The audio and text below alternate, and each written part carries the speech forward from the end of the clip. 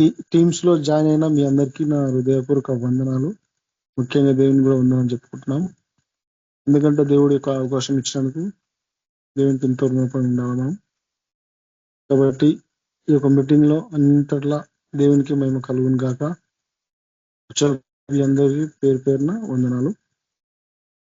నేను స్టార్టింగ్ ప్రార్థన చేస్తాను. స్వరాజ్ బ్రదర్ పాట పాడతారు. ప్రార్థన చేస్తున్నాం. స్తోత్రం దేవా, గొప్పది అంటున్నాం చేసుకుంటుంది. నీ నామముతో కూడుకున్న వచ్చిన ప్రతికి దర్శించి మాట్లాడి కావాల్సిన తీర్చండి. ఎవరు ఎక్కడ పనికి వెళ్ళి వచ్చి ఎవరు ఎక్కడ సేవ చేసి రేసుకోవు వాళ్ళ సేవ ఫలించాలా. వాళ్ళ జాబ్లో మీతో ఉండండి, వాళ్ళ పనుల మీతో ఉండి కావాల్సిన తీర్చండి. ప్రతి ఒక్కరిని సేవ లాగా ప్రతి ఒక్కరి కార్యలాగా మీరు సాయం చేసి వేయించండి. వచ్చిన ప్రతి ఒక్కరు దీవించి ఆశించండి. వాళ్ళ విద్యుత్ తీర్చండి. వాళ్ళ కోరికలను నెరవేర్చండి. గొప్ప దేవునికి చేస్తుందండి. ముఖ్యంగా నీ రాజ్యం కట్టులాగా మీరు సాయం చేసి గొప్ప దేవునికి చేసిన ప్రతి ఒక్కరిని సేవలు వాడుకోలాగా సాయం చేయండి. గొప్ప దేవునికి చేస్తుందండి. ప్రతి ఒక్కరి నేతలను తెరవండి. సత్యం గ్రహించాలా, దాని వరకు నడుచులాగా మేమందరం దాన్ని ఏకీభవించి నడుచులాగా మీరు సాయం చేసి విడదచ్చండి.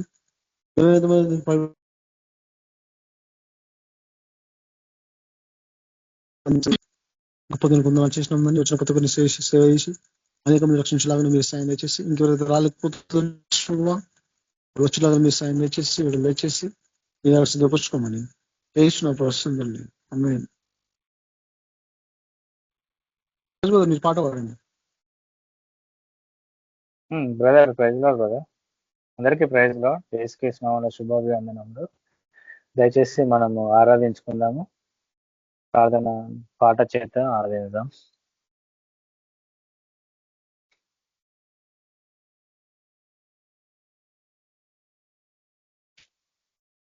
ప్రార్థన వల్లనే పయనము, ప్రార్థనే ప్రకారము, ప్రార్థనే ప్రాధాన్యము, ప్రార్థన లేనిది పరాజయం.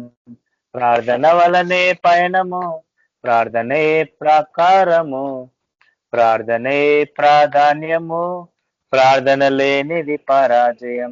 ప్రభువా ప్రార్థన నేర్పయ్యా, ప్రార్థించకుండానే ఉండలేనయ్యా. ప్రభువా ప్రార్థన నేర్పయ్యా, ప్రార్థించకుండానే ఉండలేనయ్యా. నీ పాదాలు తడపకుండా నా పయనం సాగదయా. నీ పాదాలు తడపకుండా నా పయనం సాగదయా. నీ పాదాలు తడపకుండా నా పయనం సాగదయా. నీ పాదాలు తడపకుండా నా పయనం సాగదయా. ప్రార్థన వలనే పయనము, ప్రార్థనే ప్రాకారము, ప్రార్థనే ప్రాధాన్యము, ప్రార్థన లేనిది పరాజయం. ప్రార్థనలో నాటునది పెళ్ళగించుట అసాధ్యము, ప్రార్థనలో పోరాడునది పొందకపోవుట అసాధ్యము. ప్రార్థనలో నాటునది పెళ్ళగించుట అసాధ్యము, ప్రార్థనలో పోరాడునది పొందకపోవుట అసాధ్యము. ప్రార్థనలో ప్రాకులాడినది పతనమవ్వుట అసాధ్యము, ప్రార్థనలో ప్రాకులాడినది పతనమవ్వుట అసాధ్యము.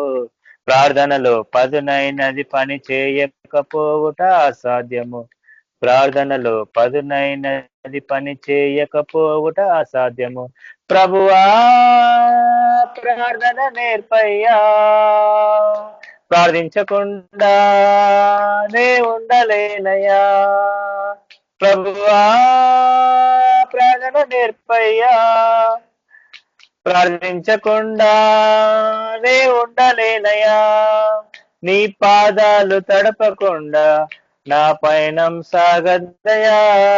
నీ పాదాలు తడపకుండా నా పయనం సాగదయా. నీ పాదాలు తడపకుండా నా పయనం సాగదయా. నీ పాదాలు తడపకుండా నా పయనం సాగదయా. ప్రార్థన వలనే పయనము, ప్రార్థనే ప్రాకారము, ప్రార్థనే ప్రాధాన్యము, ప్రార్థన లేనిది పరాజయం. ప్రార్థన వలనే పయనము, ప్రార్థనే ప్రాకారము, ప్రార్థనే ప్రాధాన్యము, ప్రార్థన లేనిది పరాజయం. ప్రార్థనలో కన్నీళ్లు కరిగిపోవుట అసాధ్యము, ప్రార్థనలో మూలుగునది మరుగైపోవుట అసాధ్యము. ప్రార్థనలో కన్నీళ్లు కరిగిపోవుట అసాధ్యము, ప్రార్థనలో మూలుగునది మరుగైపోవుట అసాధ్యము. ప్రార్థనలో నలిగితే నష్టపోవుట అసాధ్యము, ప్రార్థనలో నలిగితే నష్టపోవుట అసాధ్యము. ప్రార్థనలో పెనుగులాడితే పడిపోవుట అసాధ్యము, ప్రార్థనలో పెనుగులాడితే పడిపోవుట అసాధ్యము. ప్రభువా ప్రార్థన నేర్పయ్యా, ప్రార్థించకుండా నే ఉండలేనయ్యా. ప్రభువా ప్రార్థన నేర్పయ్యా, ప్రార్థించకుండా నే ఉండలేనయ్యా. నీ పాదాలు తడపకుండా పయనం సాగదయా, నీ పాదాలు తడపకుండా నా పయనం సాగదయా. నీ పాదాలు తడపకుండా పయనం సాగదయా, నీ పాదాలు తడపకుండా నా పయనం సాగదయా. ప్రార్థన వలనే పయనము, ప్రార్థనే ప్రాకారము, ప్రార్థనే ప్రాధాన్యము, ప్రార్థన లేనిది పరాజయం.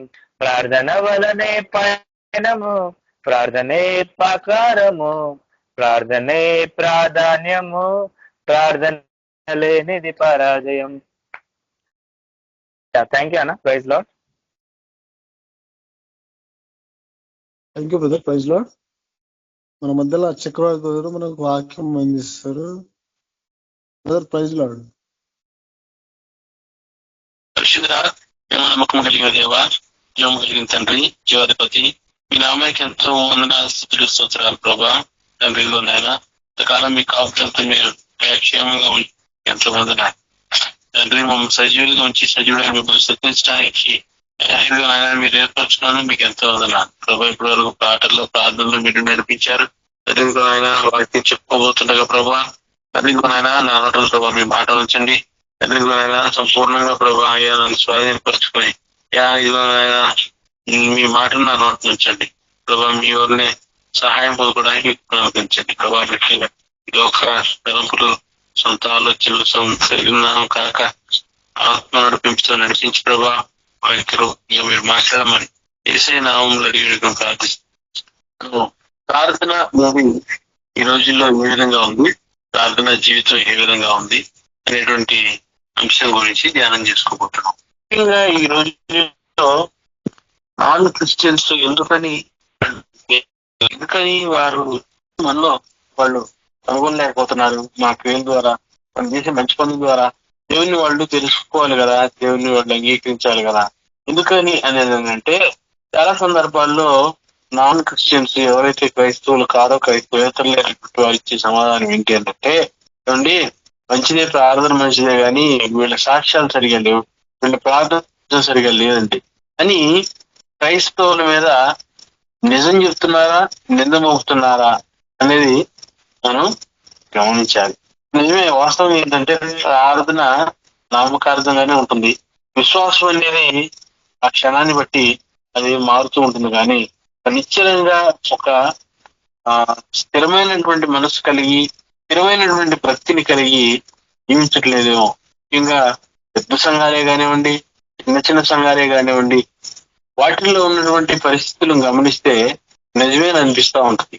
అయితే నిజంగా మన ప్రార్థన ఏ విధంగా ఉండాలి, మన ప్రార్థన ఏ స్థితిలో ఉండాలి అని ఏంటంటే, మన ప్రార్థన మనం నిజంగా మనం మంచి ప్రార్థనని, యథార్థవంతమైనటువంటి ప్రార్థనని ప్రార్థించగలిగితే అది మన స్థితిని మార్చుద్ది.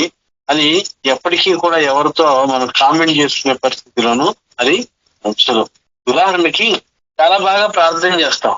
దేని గురించి చేస్తాం అనేది ఏంటంటే కేవలం మన గురించి, కానీ దేవుడు ఆ రోజు ఆయన అంతసేపు గెచ్చమనే తోటలో యేసు ప్రభు వెళ్ళి మోకరించి ఆయన ప్రార్థన చేసుకుంటూ శిష్యులు నేను కూడా ప్రార్థనలో ఉండండి, మీరు కూడా ఎక్కిసే ప్రార్థన చేయండి అని అంటే ఆయన సమీపంగా ఉంటూ కూడా ప్రార్థించలేని స్థితిలో మార్పుడు సార్లు 3 సార్లు వచ్చి వారి స్థితిని గమనించి అవసరం లేదే మీరు తీసుకోండి అని చెప్తారు.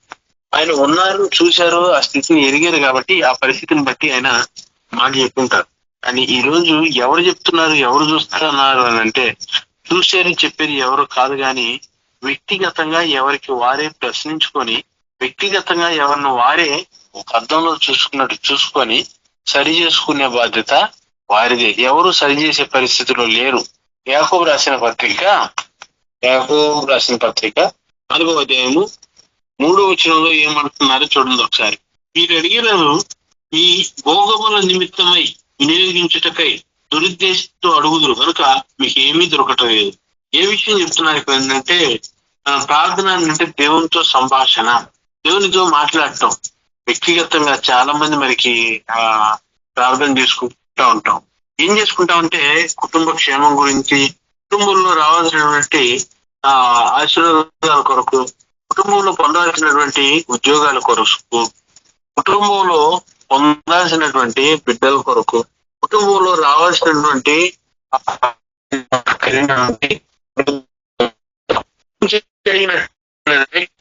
మీరందరూ మీరు అడిగినాను మీ భోగముల నిమిత్తం, అయ్యా నాకు మంచి బంగ్లా ఇవ్వు, అయ్యా మంచి ఉద్యోగాన్ని ఇవ్వు, మంచిగా ఉద్యోగం చేసేది ఫారెన్ ఇవ్వు, మంచి ఉద్యోగాన్ని ఇవ్వు.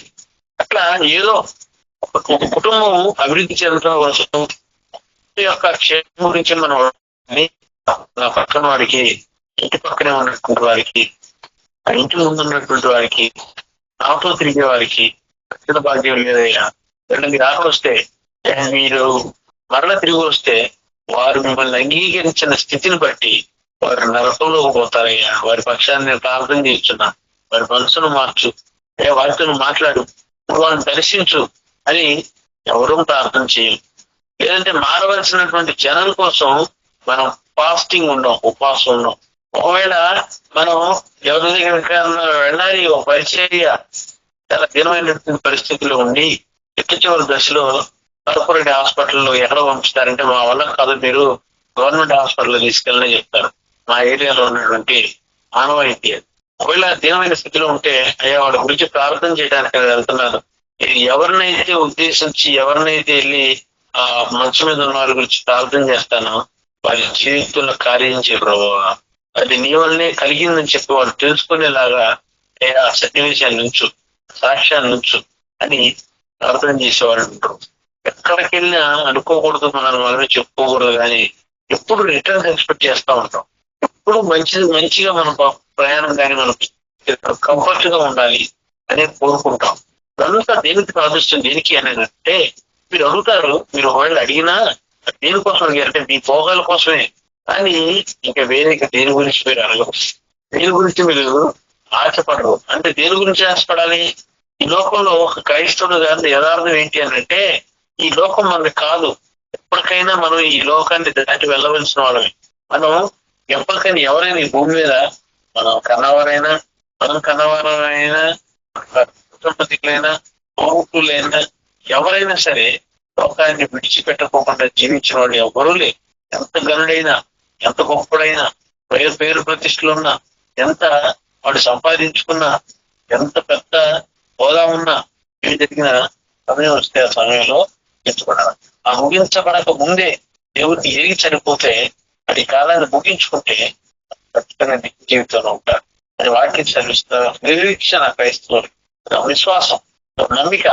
ఆ నమ్మికలో మనం ఉన్నప్పుడు మన పక్కనే వాడు, మన ముందు వాడు, మన వెనకాలను మనతో సంవాసం చేసేవాడు, మన రక్త సంబంధికుడు, వాళ్ళు కూడా మార్గంలో రావాలి. కాబట్టి మనం ప్రార్థన చేద్దాం, కాబట్టి మనం వాళ్ళ గురించి ఆలోచిస్తాం, కాబట్టి వారి గురించి మనం ఉపవాసుకుందాం అంటే మనం అడగమంటాం. భోగముల నిమిత్తం వినియోగించుటకై కదా, ప్రతివానికి ఇస్తానన్నావు కదా, వెనుక ప్రతివానికి కనపడతానన్నావు కదా. ఏ విధంగా అంటే నేను దృష్టి పట్టుకొని బంధించి జేబులో పెట్టి మన దగ్గరే పెట్టుకొని మన దగ్గర నుంచే కార్యం ఎట్లా? సెల్ఫ్ ఐడెంటిటీ కోరుకునే వారిగా ఉన్నారు, ప్రాధాన్యతను కోరుకునే వారిలా ఉన్నారు, వారికి మాత్రమే ఘనత రావాలని కోరుకునే వారిలాగా ఉన్నారు. ఇంకా ఈ రోజుల్లో కొన్ని సంఘాలు, అన్ని సంఘాలు కాదు కానీ, ఎవరైనా 10 రూపాయలు కానుకలు ఇచ్చి బహిరంగంగా ఇచ్చారంటే వారి పేరుని 10 సార్లు ప్రకటన చేయించుకుంటే, వాడు 10 రూపాయలు ఇస్తే 10 సార్లు చేయించుకున్నాడని వాడు 100 రూపాయలు ఇచ్చి సన్మానం చేయించుకుంటున్నాడు. చాలా బ్రహ్మాండమైన పరిస్థితులు. అలాంటి పరిస్థితుల్లో ఒకవేళ ఎవరన్నా కొత్త వాళ్ళు లేకపోతే కొంచెం వాక్యం తెలిసిన వాళ్ళు వెళ్తే, నేను అనవసరంగా వచ్చాను ఈ సంఘంలోకి, అనవసరంగా వచ్చాను ఇక్కడికి అని బాధపడుతూ దుఃఖంతో వెళ్ళేవాళ్ళు ఉన్నారు. అక్కడ ఏంటి ఏంటంటే కేవలం ఏముంటుంది ఏంటంటే ఒక మాట ఏం చెప్తున్నారంటే ఇక్కడ చూస్తే కేవలం ఒక దురుద్దేశం లేకపోతే బాగుంటుంది. దురుద్దేశం ఏంటంటే నాకు మాత్రమే పేరు రావాలి, నేను మాత్రమే ఘనత పొందాలి, నాకు మాత్రమే రావాలి. ఒకవేళ దేవుడు దొరికితే ఆ దేవుడు నా దగ్గరే ఉండాలి, నా దగ్గర నుంచి కార్యం చేయాలి. ఇలాంటి విద్వేషాలతో, ఇలాంటి దుఃఖకరమైన పరిస్థితుల్లో అదే విషయాన్ని నోటీస్ వార్తలు ఏమంటున్నారంటే 5-6 వచనాల్లో, మరియు మీరు ప్రార్థన చేయనప్పుడు వేషధారుల వలె ఉండవద్దు, మనుషులకు కనబడవలెనని సమాజ మందిరంలోను వీధుల మూలలోను ఎదిచి ప్రార్థన చేయనప్పుడు నీ గదిలోనికి వెళ్లి తలుపులు వేసి రహస్యమందు తండ్రికి ప్రార్థన చేయను, అప్పుడు రహస్యమందు చూసి నీ తండ్రి నీకు. ఏ విధంగా మనం ప్రార్థన చేయాలంటే జనం మొత్తం చూస్తున్నారు, అది చేస్తారండి, బాగా చేస్తారండి ప్రార్థన. ఈ ప్రార్థన చాలా రహస్యంగా ఉండాలి, ఇది చాలా గంభీరంగా ఉండాలి, గొప్పగా ఉండాలి. మేము రచన కోసం అంటే ఈ మధ్యకాలంలో చాలా గొప్ప గొప్ప సంగతులు చదువుతాం.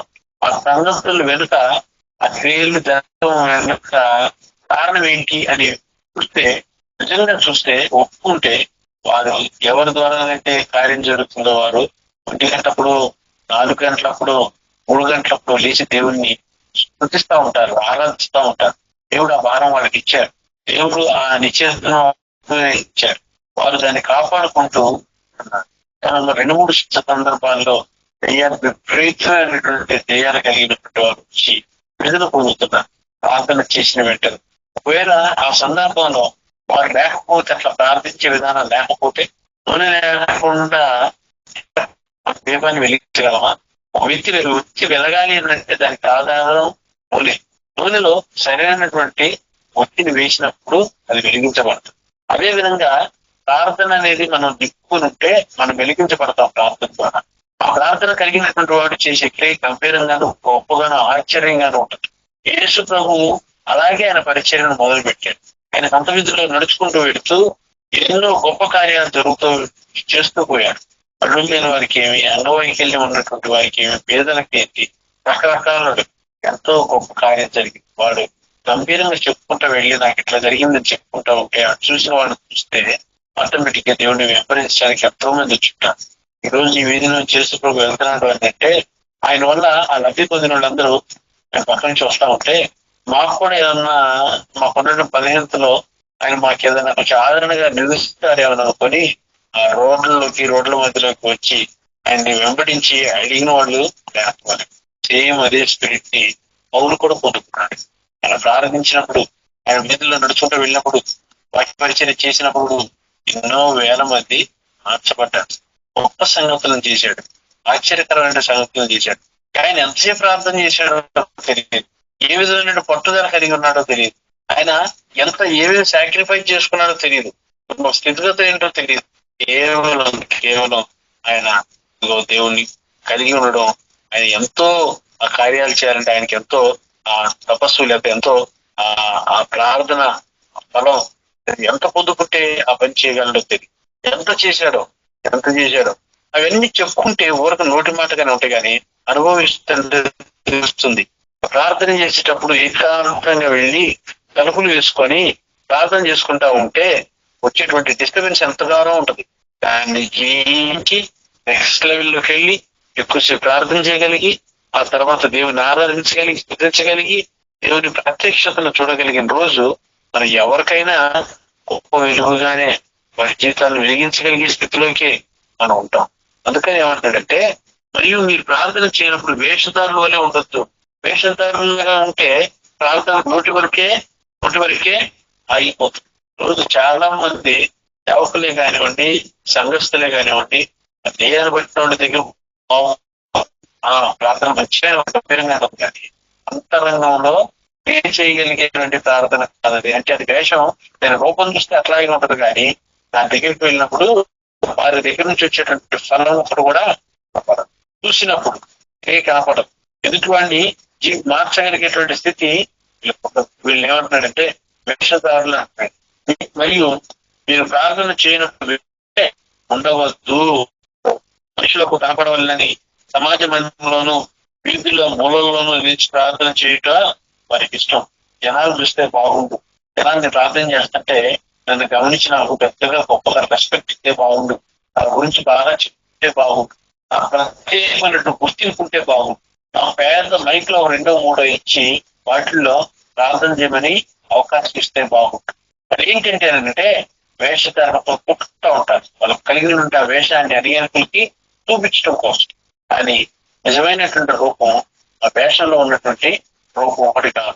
వేషంలో ఉన్నవాడికి నిజం ఉండదు. నిజంలో ఉన్నవాడు వేషం కానీ నిజ స్వరూపం కానీ ఒక విధంగానే ఉంటుంది. ఏమంటాడంటే మనుషులకు కనబడవాలని సమాజ మందిరంలో వీధుల మూలంలో ప్రార్థన చేయడం వారికి ఇష్టం. వారు తమ ఫలం పొంది ఉన్నారని నిత్యముగా క్రియలను బట్టి ఎవరి జీవితంలో ఫలాన్ని చూసినటువంటి వాడు ఎన్నో చెప్పుకున్నాడు. అబ్బాయి ఎంత బాగా ప్రార్థన చేస్తాడు, అబ్బాయి ఎంత బాగా వాక్యం చెప్తాడు, అబ్బాయి ఎంత గట్టి స్వరం, ఎంత మంచి స్వరం, ఎంత మధురమైనటువంటి స్వరం, బాగా పాడతాడు. అక్కడ వ్యక్తిగతంగా మనిషి ఆ జీతాన్ని పొందుకోవడం కోసం వారి తపన, ప్రయాస, వారిని చూపించుకోవడం కోసం, వారి వేషం చూపించడం కోసమే మళ్ళీ ప్రయాసపడుతున్నారు. అయితే నీవు ప్రార్థన చేయనప్పుడు వారి స్థితిని చూపించాడు, మనం ఏ విధంగా ఉండాలో చెప్తున్నాడు. నీవు ప్రార్థన చేయనప్పుడు నేను కూడా వాస్తవం ఈ విషయంలో బలహీనుండే, బలం ఉన్నటువంటి వాడిని కాను. ఈరోజు సెలవు వచ్చింది, మంచి వాతావరణం ఉంది, ఇంట్లో ఉండి తలుపులు వేసుకొని కొద్దిసేపు మోకరించి ప్రార్థన చేసి, కొద్దిసేపు వాక్య ధ్యానం చేసి, కొద్దిసేపు దేవుని గంభీరంగా స్థితించి ఈ రీతిగా ఒక 2 గంటలు 3 గంటలు దేవుళ్ళు గడిపితే ఎంత బాగుండు అనిపిస్తుంది. కానీ ఆశ అంతవరకు ఉంటుంది. అందుకని నీవు ప్రార్థన చేయనప్పుడు నీవు గదిలోనికి వెళ్ళి తలుపులు వేసి రాష్ట్రమందునంది కలిపి ప్రార్థన చేయము. చెప్పడానికి చిన్న మాటగానే ఉంటుందేమో కానీ ఇది చేసేటప్పుడు వచ్చేటువంటి ఆటంకాలు చాలా ఇదిగా ఉంటుంది. ఆ సమయానికి చాలా మనం మోహరించడానికి వీళ్ళు. ఎందుకంటే నువ్వు మోహరించి ప్రార్థన చేసి దేవుని గంభీరంగా ఆరాధిస్తుంటే, నువ్వు స్తుతిస్తా ఉంటే కింద ఉన్నటువంటి ఆ నరకంలో ఉన్నటువంటి పునాదులు కదులుతూ ఉంటాయి. అందుకు సాధారణ ఏదో రకంగా హెచ్చిపించి గందరగోళం పెట్టి ఏదో రకమైనటువంటి మార్పును తీసుకొచ్చే ప్రయత్నం చేస్తారు. ఆ మనసు లేకుండా పోవటము, ఆ సమయానికి ఏదో బిజీగా ఉండడం, ఏదో ఒకటి లేకపోతే ఆ మనసు రాకపోవటం, ఆ కుదురు లేకపోవటం, నిలబడలేకపోవడం జరుగుతూ ఉంటుంది. అందుకని ఈయన ఏమంటున్నారంటే, దేవుడు ఏమంటున్నారంటే, స్వయంగా ఆయన నోట్లో చెప్పమాట, నీవు ప్రార్థన చేయనప్పుడు ఈ గదిలోనికి వెళ్ళి ఎక్కడన్నా నలుగురు కుదురుతారేమో అనే రోడ్డు మీద కాదు, నేను సంఘానికి వెళ్ళి సంఘంలో నేను ప్రార్థన చేస్తా ఉంటే అనేకులు చూసి అబ్బాయి ఎంతగా ఉంటాడండి, ఎట్లా చేస్తున్నాడండి అని అనుకో. అతను చర్చి తలుపులు మూసి వేసిన తర్వాత గడిగుడ్డ మీద చర్చి ఎదురుగా నిల్చొని మోకరించి ప్రార్థన చేసుకుంటా ఉంటే చూసిన వాళ్ళు తర్వాత చెప్తున్నారు, ఏదో గట్టి సమస్య వచ్చి ఉంటుంది, అందుకే రకంగా ప్రార్థన చేస్తున్నాడు. కొంతకాలం ఏంటి అంటే పాపం పెళ్లి చేయాలి, ఇవ్వలేనటువంటి పరిస్థితి, చేసుకోలేనటువంటి పరిస్థితి. కాబట్టి ఆ స్థితిని చూస్తే ఎవరన్నా చర్చకి వచ్చేవాళ్ళు తల ఉపయోగిస్తే, లేకపోతే ఎక్కడో సహకరిస్తే మంచిగా మ్యారేజ్ చేయకూడదు. అదే పని ఇంట్లో కూడా చేయొచ్చు కదా. దేవుడు ఎక్కడున్నా చూసే దేవుడే కదా. అయితే వాళ్ళని చూసి జనం ఏమనుకుంటున్నారు, కొంతమంది విమర్శించే వాళ్ళు ఉన్నారు, కొంతమంది అతని స్థితిని చూసి నాకు లేదే ఈ పరిస్థితి, నాకు లేదే ఈ దీనత్వం. కొంతమంది ప్రార్థన ఆ విధంగా ఉంది. అందుకని ఆయన ఏమంటాడంటే, ఆ కొంతమందిని ఎంతమందిని చూపించడం కాదు, కానీ నువ్వేం చేయాలి, ఎక్కడ చేయాలి, ఎలా చేయాలి అంటే, నువ్వు ప్రార్థన చేయనప్పుడు నువ్వు ప్రార్థన చేస్తున్నావా, ఎక్కడ నుండి చేస్తున్నావు, నీ ప్రార్థన ఏ విధంగా చేస్తున్నావు. నువ్వు ప్రార్థన చేసుకుంటే నీ గది చూసుకో, ముఖ్యంగా దేవుడు చూస్తాడు. కింద బంకరంలోకి వెళ్ళి దాచుకొని నువ్వు అక్కడి నుంచి ప్రార్థన చేసిన దేవుడు చూస్తాడు. ఆయనకు అసాధ్యమైంది ఏమీ లేదు, ఆయనకు సాధ్యం కాదంటూ ఏమీ లేదు. ఆయన చూస్తాడు. ప్రభువా అని ఈ నోటితో ఎప్పుడైతే ఎక్కడైతే ఉండి మోకరించి ప్రార్థన చేయడం మొదలు పెట్టావో ఆయనకి వినపడతా ఉంటాడు, చూస్తా ఉంటాడు. ఎక్కడి నుంచి వచ్చిందే, ఎక్కడో వినపడుతుంది, ఎవరు అని పేరు చూసినప్పుడు నీ రూపం కనపడుతుంది, నువ్వు ఎక్కడున్నావు కనపడుతుంది, నువ్వు ప్రార్థించే స్థితి కనపడుతుంది, నువ్వు ప్రార్థించే అంశాలు. అందుకని ఏమంటాడంటే, నువ్వు ప్రార్థన చేయనప్పుడు నీవు గదిలోనికి వెళ్ళి తలుపులు వేసి ఒకళ్ళ నుంచి జాయిన్ అవుతారేమో, ఒకరికి బలమైన ప్రార్థన, తలుపులు వేసి రహస్యం ముందున్న నీ తండ్రికి ప్రార్థన చేయము, అప్పుడు రహస్యం ముందు చూసి నీ తండ్రి నీకు ప్రతిఫలం ఇచ్చును. దేవుడు ప్రతిఫలం ఖచ్చితంగా ఇచ్చేది. మరియు మీరు ప్రార్థన చేయనప్పుడు అన్ని వల్లే వ్యర్థమైన మాటలు చింపవద్దు. విస్తరించి మాట్లాడటం వలన తమ మనవి వినబడునని వారు తలంచుతున్నారు. వారి వలె మీకు మీ తండ్రికి అడుగక మునిపే మీ అక్కర్లు మీ అక్కరగా నన్ను ఆయనకు ప్రార్థన చేసినట్టే మేము చేస్తూ చేస్తాము. పుట్టం ఉంటే నేను పుట్టం ఉంటే ఆయన 100 రూపాయలకి చేతుల పిల్ల. కాబట్టి మనం దేని గురించి అడుగుతామో అది తెలుసు, ఎలా అడుగుతామో తెలుసు, అడుగుతున్న స్థితి ఏంటో తెలుసు. అన్ని వ్యర్థమైన మాటలతో ఉచ్చరింపకోకుండా యథార్థమైన హృదయంతో దేవుణ్ణి ఆరాధించడం అనేది ముఖ్యమైనది, చాలా ముఖ్యమైనది. మత్తయి వార్తలోని 15వ అధ్యాయం ఒకసారి చూస్తే 8-9 వచ్చిన ఎందుకు ప్రార్థన చేసినది నామకార్థంగా ఒకటంటే, ఎందుకు యథార్థంగా దేవునికి ఇష్టమైన ప్రార్థనలా ఉండదు, ఎందుకని వేషధారంలాగానే ఒకటి అంటే అప్పుడు అంటే ఆయన మత్తయి వార్త 15వ అధ్యాయం 8-9 వచ్చినట్టు, ఈ ప్రజలు తమ పెదవులతో నన్ను గనపరుచుదురు కానీ వారి హృదయం నాకు ఉగ్రముగా ఉన్నది. పెదవులతో మాట్లాడితే అంతర్గతం అయిపోయి దాని అంతరంగ ముందు దేవుడు ఉంటే ఆయన పట్ల ఉన్నటువంటి శ్రద్ధ, భక్తి ఎంత గొప్పగానో ఉంటుంది. ఆయన దగ్గరగా ఉంటాం. పిలిచిన వెంటనే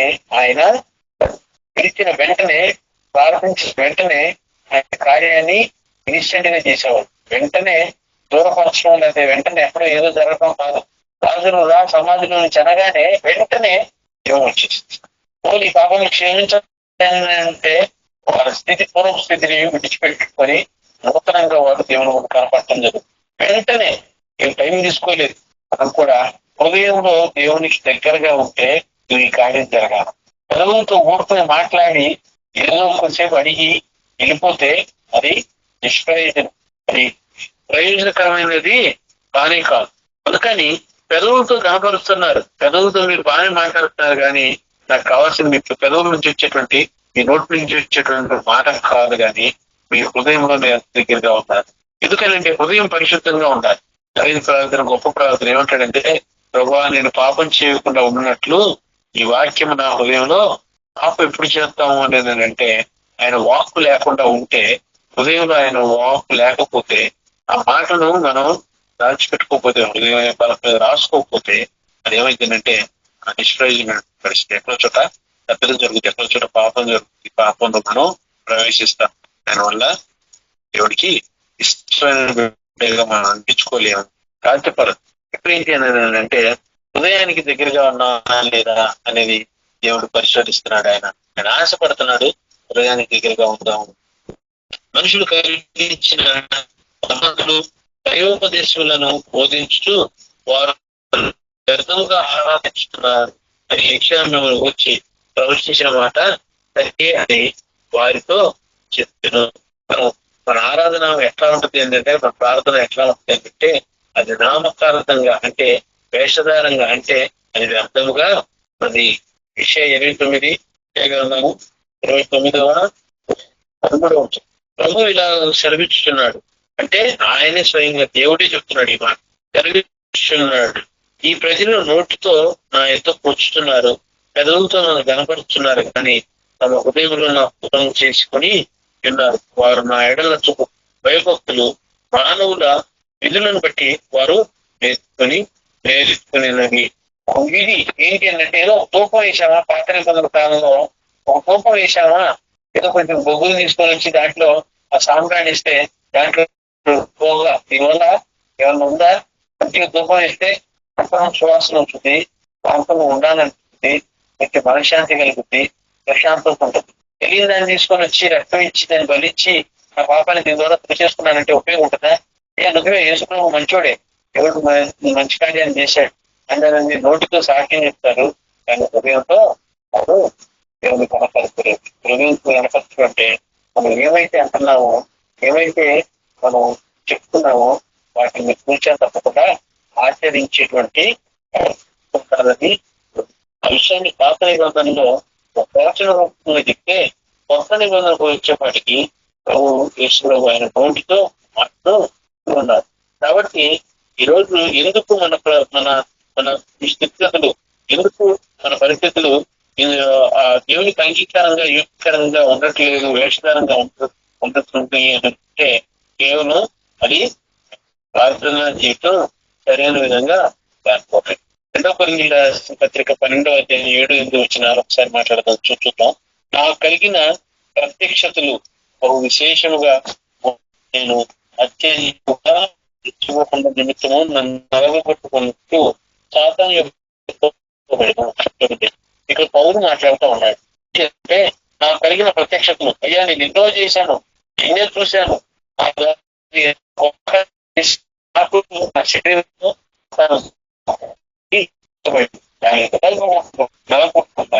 ప్రతి ఒక్కరికి సమస్య కానీ వారు ప్రారంభించినప్పుడు అనేక పౌరు ఆ విధంగా నడుపుకుంటానే గొప్ప కార్యాలు జరిగిస్తారు. పౌరు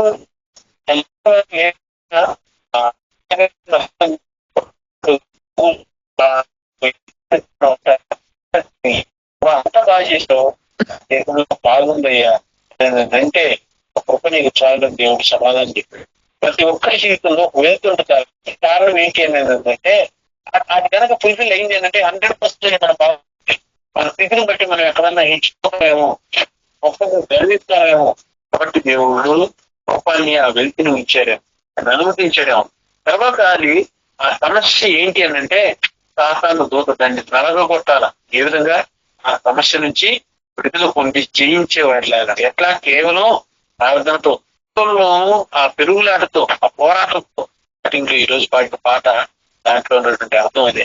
ప్రార్థన అంత గొప్ప జయం ఉందన్న పాట పాడిన దానికి ఈ అంశానికి చక్కగా సెట్ అవుతుందేమో. దేవుని గాడ్స్ లీడింగ్ దేవుని ప్రార్థన అనే దాంట్లో అంత గొప్ప శక్తి అనేది దాగి ఉంది. అట్లాంటి దాన్ని నామకార్థంగా చేసి మనం వ్యర్థంగా ఉచ్చరించి నామాన్ని చదువుతూ మనం పాడు చేయకూడదు.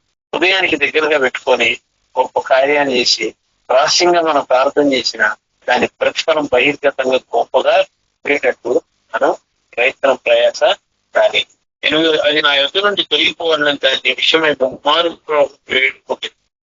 నా కృప నీకు చాలు, బలహీనత యందు నా శక్తి పరిపూర్ణమవుతున్నదని ఆయన నాకు చెప్పు. బలహీనత ఉన్నా కూడా ఆయన శక్తి ఎట్లా ఉందంట, సంపూర్ణంగా మన అవిటితనం, మన కారు వంకరో, చెయ్యి వంకరో, కన్ను వంకరో, ఇంకోటి ఉన్నా కూడా ఆయన ప్రేమ చూశారు. వంకర అనేది లోపం అనేది మనలో ఉంది, కానీ ఆయన నుంచి వచ్చే దాంట్లో లోపం లేదు. సంపూర్ణత ఆయన దాన్ని స్వీకరించుకోవడం, దాన్ని పూర్తి చేసుకోవడం, దాన్ని పొందుకోవడానికి మనలో లోపం లేకుండా చూసుకోవాలి. శరీర లోపం కాదు, కానీ ఆత్మీయ లోపం లేకుండా చూసుకోవాలని దేవుడు కోరుకుంటున్నారు. మరి ఇంకా చెప్పుకోవడానికి చాలా పెద్దగా కానీ రోజు ముఖ్యం ఏంటంటే ప్రార్థన అనేది అన్నిలో ఎదురుగా కానీ, అన్ని చూస్తూ ఉండగా కానీ, అది గంభీరంగా పడుకుంటూ కానీ, ఆ ప్రార్థన అనేది మేము ఏ విధంగా నన్ను చేసుకో, రహస్యంగా చేసుకో, ఎట్లా చేసుకో, ఆ ప్రార్థన నుంచి వచ్చేటువంటి ప్రశ్న మాత్రం స్థితిని గంభీరంగా ఉంచుతుంది. నామకాతంగా ఉండి, వేషధారిగా ఉండి, దేవుని దగ్గర నుంచి ఉపయోగించుకునే పరిస్థితి కాదు. కానీ ఆ ప్రతిఫలాన్ని వెంటనే అప్పుడే ఇన్స్టెంట్ గా మనం పొందుకోవడం కాదు.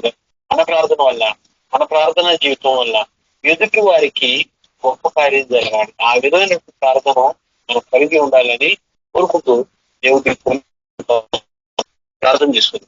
పరిశుద్ధ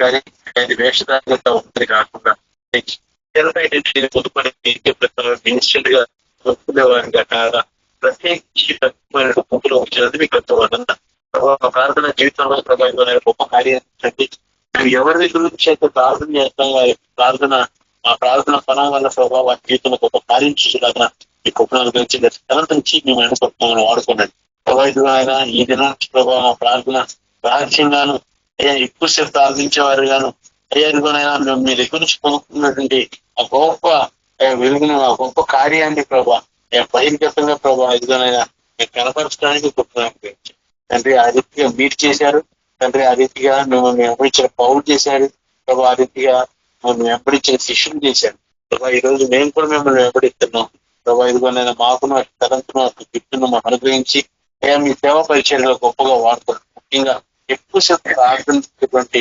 తలంతును ఆశీర్వాదాన్ని మాకు అనుగ్రహించమని యేసయ్య నామములో అడిగి వేడుకుంటా పొందుకుంటున్నాం తండ్రి ఆమేన్. Thank you brother. ఆశీర్వాదం ఇవ్వండి బ్రదర్. తండ్రి దేవుని నుండి పోయిన యేసుక్రీస్తు నుండి పరిశుద్ధాత్మ నుండి శాంతి సమాధానం నెమ్మది మనకును సకల పరిశుద్ధులకు ఇప్పుడు సదాకాలం తోడై నడిపిగాక. Amen. Amen. Thank you brother. Praise Lord. Thank you. అందరికీ ప్రైజ్ లార్డ్. అందరికీ ప్రైజ్ లార్డ్. అందరికీ ప్రైజ్ లార్డ్. Praise Lord. అందరికీ ప్రైజ్ లార్డ్.